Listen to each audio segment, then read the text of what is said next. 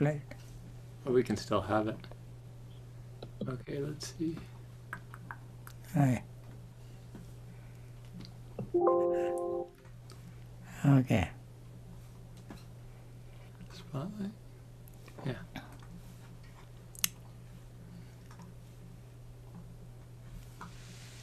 Okay. Okay. Let us begin our metta recital and they go straight to meditate. So we will have more time to meditate. May all beings be happy and secure. May all beings have happy minds. Whatever living beings there may be, without exception, weak or strong, long, large, medium, short, subtle or gross, visible or invisible, living near or far, born or coming to birth, may all beings have happy minds. Let no one deceive another, nor despise anyone anywhere, neither from anger nor ill will should anyone wish harm to another. As a mother would risk her own life to protect her only child, even so towards all living beings one should cultivate a boundless heart. One should cultivate for all the world a heart of boundless loving friendliness, above, below, and all around, unobstructed, without hate or resentment, whether standing, walking, sitting, lying down, or whenever awake. One should develop this mindfulness. This is called divinely dwelling here, not falling into erroneous views, but virtuous and endowed with vision, removing desires for sensual pleasures. One comes never again to birth in the womb. Now let us begin our practice.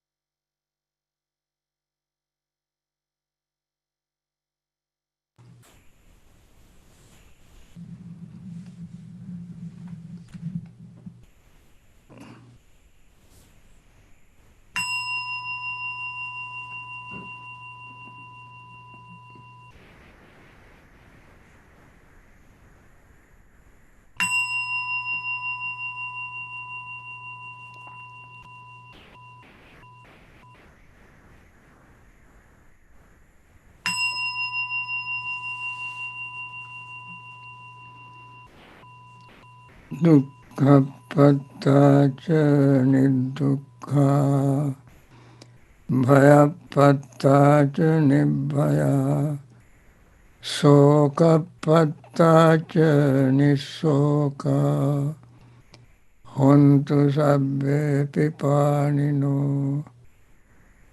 May the suffering be free from suffering. May the fear struck be free from fear. May the grieving be grief from grief. So May the too may all all beings beings be. With this metta thought in mind, let us try to understand the answers to these questions that Brian will read for me. Okay, Bhante.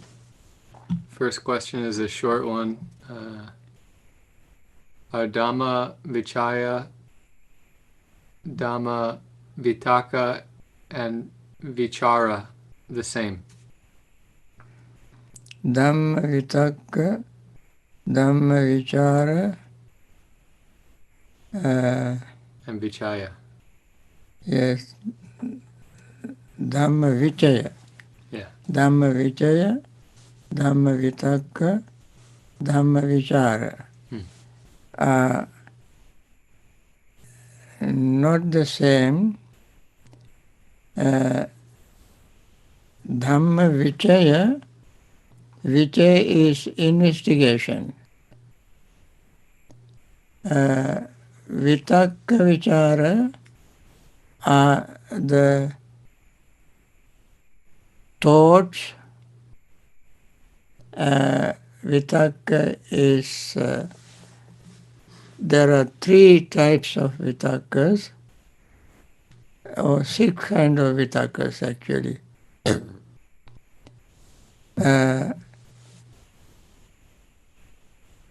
Kama vitakka, Vyapada vitakka, Vihingsa vitakka. Kama vitakka is thought of sensual pleasure, thinking of sensual pleasure, kama vitakka. Vyapada vitakka is thinking of anger or grudge. And Vihingsa vitakka is thinking of cruelty. When one thinks of sensual pleasures, that is not investigation. It is just thinking of how to enjoy sensual pleasure through eyes, ears, nose, tongue, body and mind. And Vyapada vitakka is thinking of the anger, angry object, angry situation, or how to revenge, how to do something in retaliation.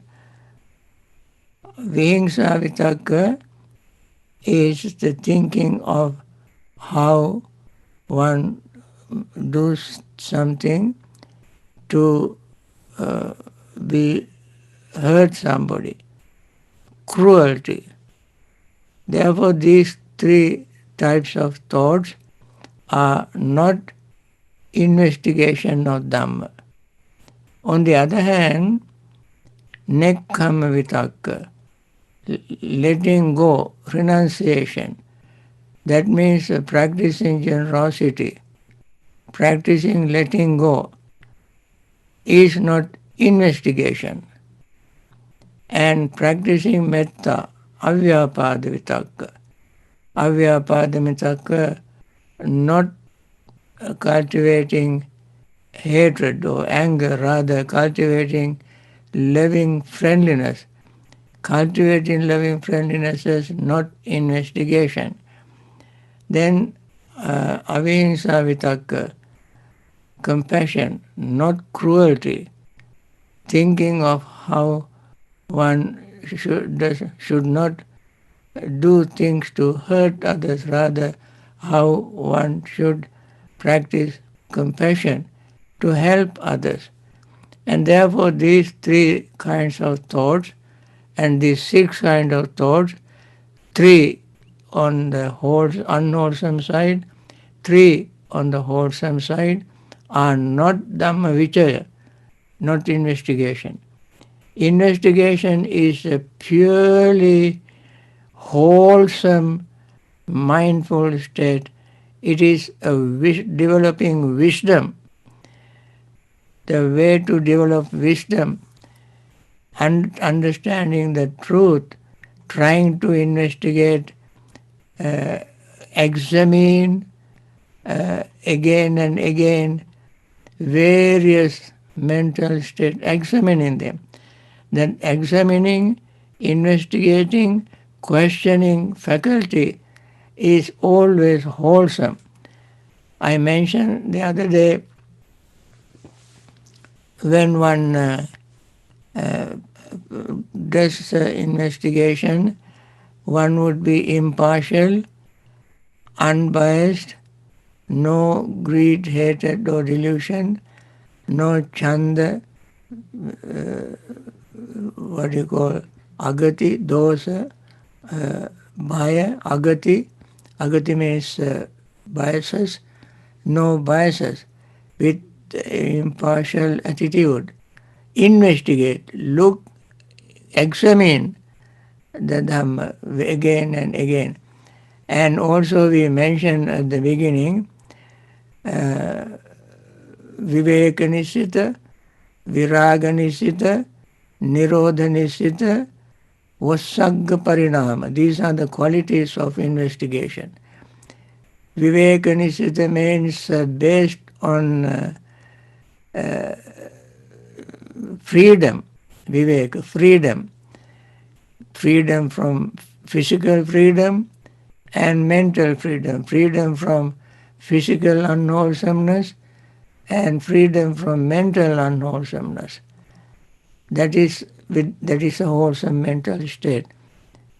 And then there is no unwholesome in that. Viraganisita means based on letting go, not clinging, not attachment. That also is a wholesome mental state. Nirodhanisita, based on cessation, that also is wholesome mental state. And Vasagga Parinama, the ripening in abandonment. All these are wholesome. An investigation factor does not have unwholesome side. Vitakka Vichara has unwholesome side as well as a wholesome side, and that is there is no any investigation. And investigation or Dhamma Vichaya also is called wisdom, faculty of wisdom. And therefore we must make the distinction between, we must understand very clearly the difference between Dhamma Vichaya and Vitakka Vichara. Okay? Thank you, Bhante. Is it true that we not only have to get rid of Sakya Diti, but also Sakya Raga and Sakya Chitta? I have not heard anywhere talking about Sakya Chitta and Sakya Raga. Yeah. Raga, Sakya Chitta, these are some words which don't make much sense. Sakkaya Ditti means view that there is permanent self. That is called Sakkaya Ditti. And in that view arises in the mind Therefore, when we get rid of that view, all related to that view will disappear. And therefore, we don't have to make any separation from Sakkaya Ditthi, Sakkaya Chitta, and Sakkaya Raga. Sakkaya Ditthi, when we have given up. In other words, when we see impermanence exactly as it is, the view of permanent self dissolve, disappear, vanish. Whatever comes along with that also will disappear. But these terms that you use in your questions are new terms, and you may think whatever arises along with that wrong view will vanish from that, from your mind when the view disappears, wrong view. Okay, thank you, Bhante. Next question. My understanding of the Dhamma, rebirth takes place according to Chutta Sita, the last thought at the end of this life. The desire to breathe when one gasps for air at the end of life is the cause to be reborn in a new life.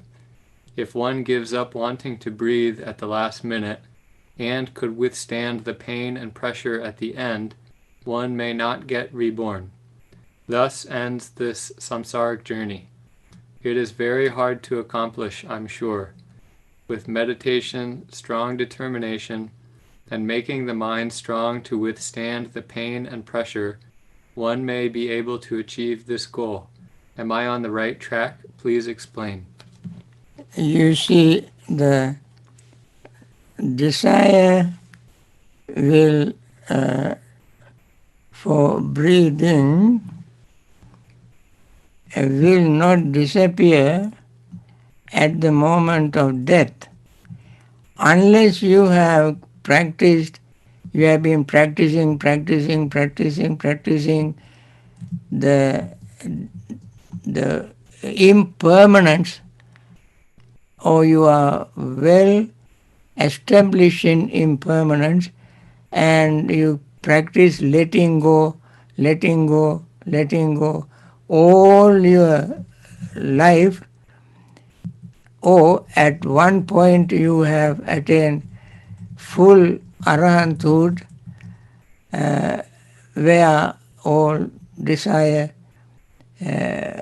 will completely vanish. Then at the moment of death, there will not arise any desire for the breath. While having the desire in your conscious or subconscious mind all your life, at the moment of death, you cannot get rid of it all of a sudden like a magic. You go to practice, and you have to, as a result of that practice, you keep practicing of letting go without any attachment to your life, your property, your children, your anything. If you practice that, then it is possible, or it is actually true, that you will not have the desire for the last breath. So, the next life determines not on the trying to not to cling to the last breath, but the next life is determined by the way how you have lived your life. And therefore, I can say Yes, that is why the Buddha said, when you keep practicing, letting go very deeply, seriously, and then it is possible for you not to have any clinging to your last breath. Otherwise, it won't happen. Thank you, Bhante. Dear Bhante, thank you for considering this question. When reviewing the 4 wrong views of permanent self for each of the 5 aggregates, I am not sure how to consider emotions. The category feeling is meant for physical feelings, right? Or does this also include emotional feelings like sadness, fear, anger, happiness, etc.? Yeah. I think I clarified this at certain point.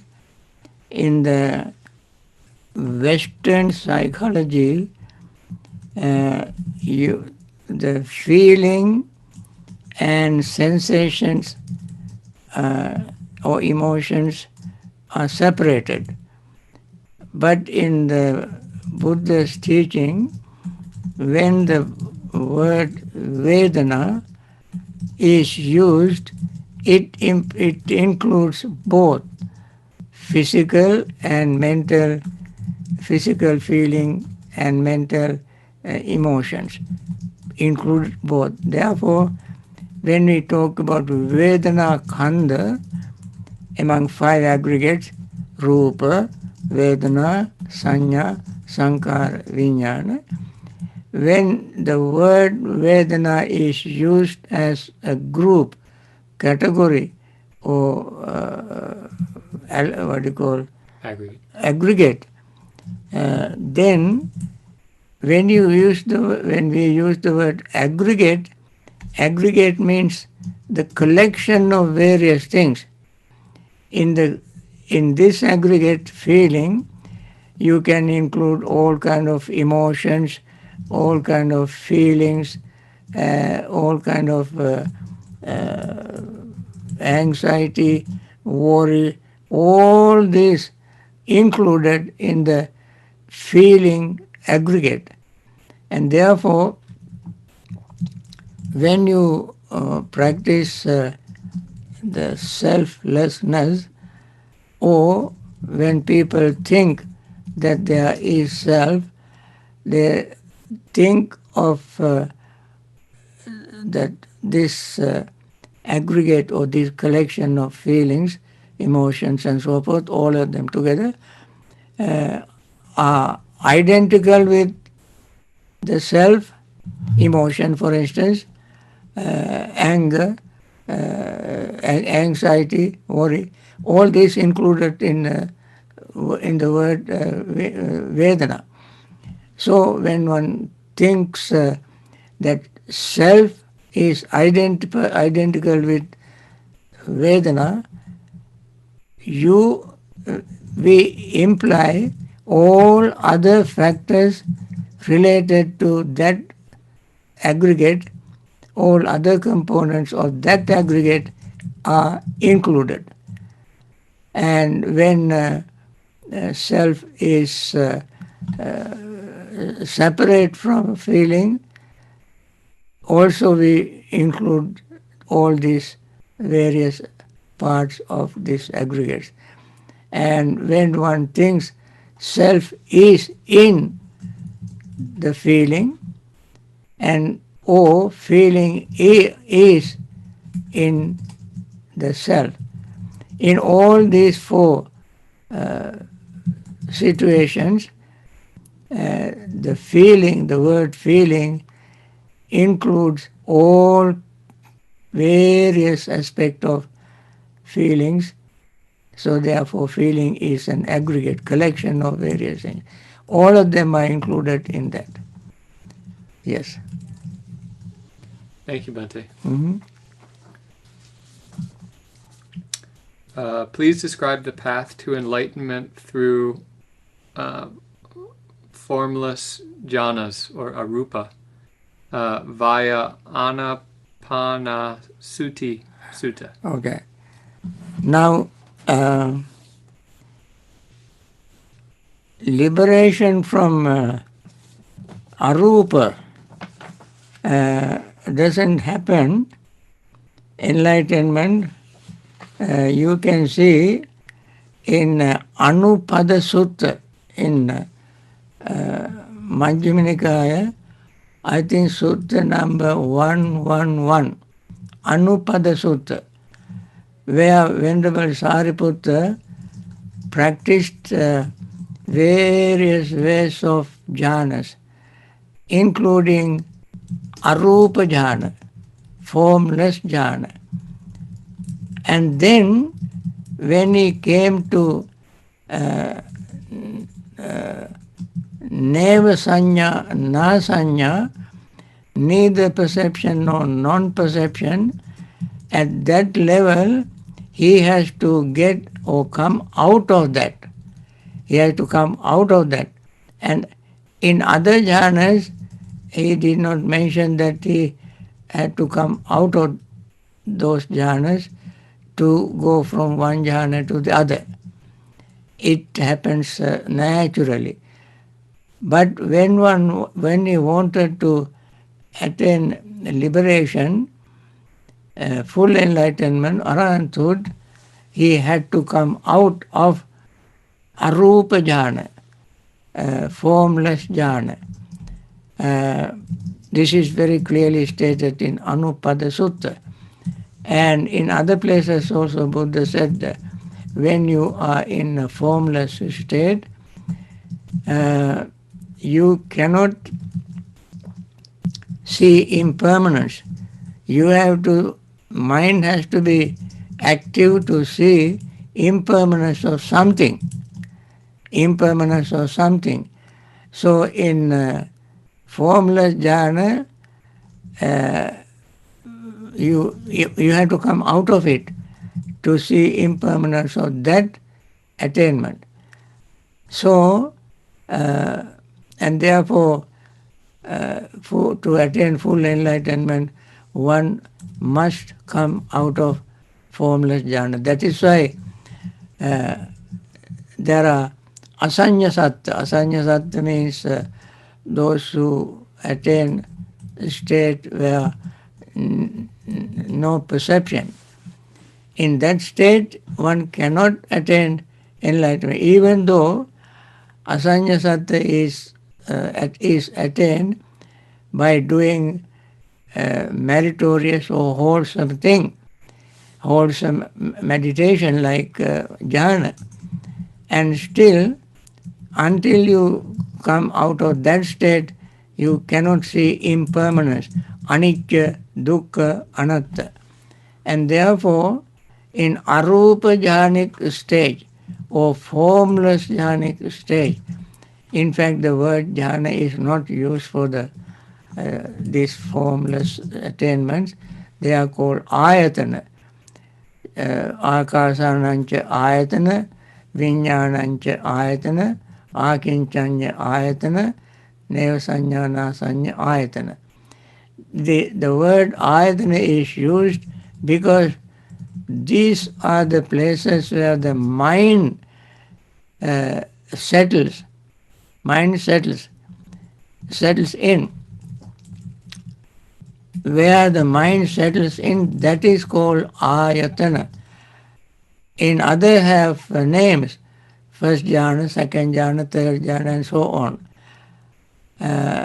But the second series of formlessness is not called jhana, but they are called ayatana. Anyway, in those states, one cannot see anicca, dukkha, anatta, impermanence, unsatisfactoriness, and selflessness. So one must come out of that state to see impermanence, unsatisfactoriness, and selflessness. And therefore, you cannot attain. That is why even Bodhisattva who was practicing meditation for many, many lives, he was born in various realms, but asanya satta, he was not born in that state, because if he were born in that state, it would have not been possible for him to attain enlightenment, seeing anicca, dukkha, anatta. So, therefore, you cannot attain enlightenment, full enlightenment, in the arupa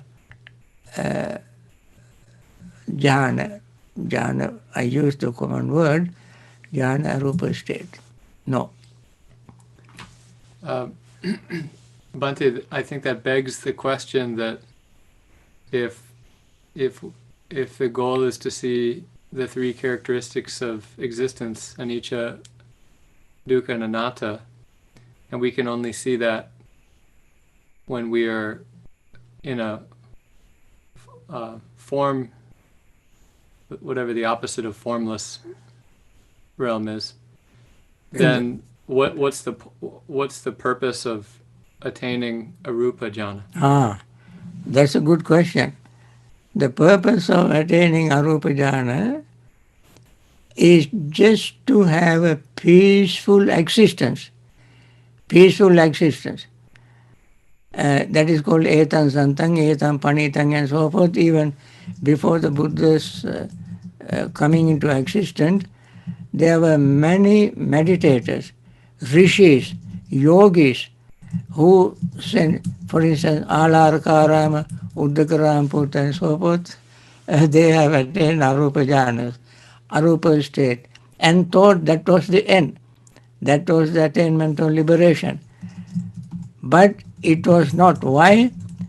That state you cannot see anicca. You must see impermanence exactly as it is in everything that exists. So, Alarakaram, Uddakaram, Buddha did not attain full enlightenment. There were many, many such. Even the Bodhisattva, Siddhartha, Gautam Bodhisattva attained those stages, and then he realized, well, this is peaceful, no doubt, but this is not the end. This will come to an end. This attainment comes to an end, and then we will be back again from the beginning to where we started. And therefore, yes, those attainments are peaceful. One can stay there long time, for long time. But that is not the end. Attainment is called additional, embellishments in meditation.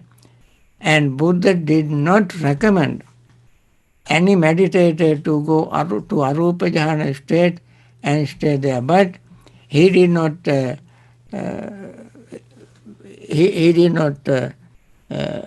disapprove in attaining it. You can attain it and have a state of mind without any hindrances. That's very good. But that is not the end of samsaric existence. Thank you, Bhante. You're welcome. Bhante, I'm glad that we have such a large crowd today, 125 of you. Yeah. Because we have two very important, pertinent announcements. The first announcement is that just as a placeholder for your calendar, we're going to be holding or Bhavana Society is going to be holding a one-day Zoom retreat on December 13th, which it's a Sunday?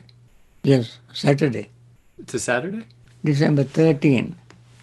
December calendar. I just want to make sure we have this right. It's a Sunday. December 13th. Yeah. Okay, Sunday. Okay, Sunday, December 13th, we'll be having a one-day Zoom retreat. So as soon as we have more information on that, for instance, the schedule, we'll post that on the website and inform you of it. The second announcement is that we're not going to be having class due to the holiday. We're not going to be having class on Thursday and Friday next week. So the next time we'll meet is Saturday morning, Bhante? Yeah. So we'll meet Saturday and Sunday of next week, and we hope you all have a very safe and enjoyable Thanksgiving. Thanksgiving. Okay, Bhante. Okay. So, All right. Thank you. do you want to give your benediction? Okay, now let us conclude this morning session with our normal metta wish. As we all know, everybody is so compassionate to join us and wish those who are suffering to be free from suffering, and especially in affected by COVID-19, they are may they recover very quickly and live long in very good health to continue the Dhamma practice. And others, especially doctors, nurses and hospital staffs, dedicating their life, sacrificing their comfort, risking their life to help these people. May they not get this virus. May they continue their wonderful service in good health out of compassion and live long in good health to do their service. And then there are people who have lost their loved ones and they were grieving, and we hope that they are free from that grief and live in peace. In the name of those who have passed away, continue their Dhamma practice, meditation practice, and liberate themselves from samsaric suffering. And there are many people who have contributed and supported the various organizations that invented some vaccines, and we want to wish the FDA approves these vaccines very quickly so that billions of people will benefit. And then also there are many leaders who have helping people to take care of themselves in many ways, introducing various restrictions and advising them, putting out all kind of advices. May they continue their service. At the same time, may everyone cooperate, support, help each other, especially now in the United States. The Thanksgiving is coming. Please, all of you, take care of yourself and be very, very cautious, very compassionate, not to expose yourself in any way to this COVID-19. And I don't have to preach on that to anybody. Everybody is very well educated, now knowledgeable, learn, information is out there. Please continue your caution, cautious or precautions, and carefulness, mindfulness, compassion, understanding to not to expose yourself and help others to go through this holiday period in good health and come out and live long in good health. And we join you on Saturday, next Saturday. Until then, I want to thank you all for your own dedication and sacrifice. Thank you.